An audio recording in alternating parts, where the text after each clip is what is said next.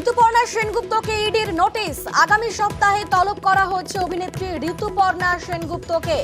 যে খবরের দিকে নজর রেখেছি আমরা, ঋতুপর্ণা সেনগুপ্তকে ইডির নোটিশ, আগামী সপ্তাহেই তলব করা হচ্ছে অভিনেত্রী ঋতুপর্ণা সেনগুপ্তকে। আপনাদের আরো একবার জানিয়ে রাখবো, আগামী সপ্তাহে অভিনেত্রী ঋতুপর্ণা সেনগুপ্তকে তলব করেছে ইডি। আমাদের সঙ্গে রয়েছেন প্রতিনিধি অনুপ, কোন মামলায় এই তলব, কি খবর পাচ্ছি?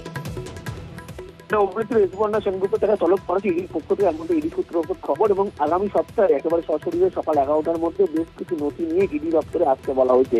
মূলত রোজভ্যালি কাণ্ডে তাকে তলব করা হয়েছে এবং জিজ্ঞাসাবাদ করা হবে, তার বয়ান লিপিবদ্ধ করা বলে এমনটি ইডি সূত্রে খবর। এবং অভিনেত্রী ঋতুপর্ণা সেনগুপ্ত তাকে নোটিশ করা হয়েছে, মূলত বলা হয়েছে যে আগামী সপ্তাহে, অর্থাৎ আগামী সপ্তাহে তাকে একেবারে সশরীরে সকাল 11টার মধ্যে নথি নিয়ে একেবারে হাজির হওয়ার কথা। কারণ ইডির দুজন তদন্তকারী আধিকারিক রোজভ্যালি কাণ্ডে তাকে জিজ্ঞাসাবাদ করা হবে। রোজভ্যালি কাণ্ডে বেশ কিছু লেনদেন সংক্রান্ত বিষয় নিয়ে জিজ্ঞাসাবাদ করা হবে বলে এমনটাই ইডি সূত্রে খবর। বেশ, ধন্যবাদ অনুপ।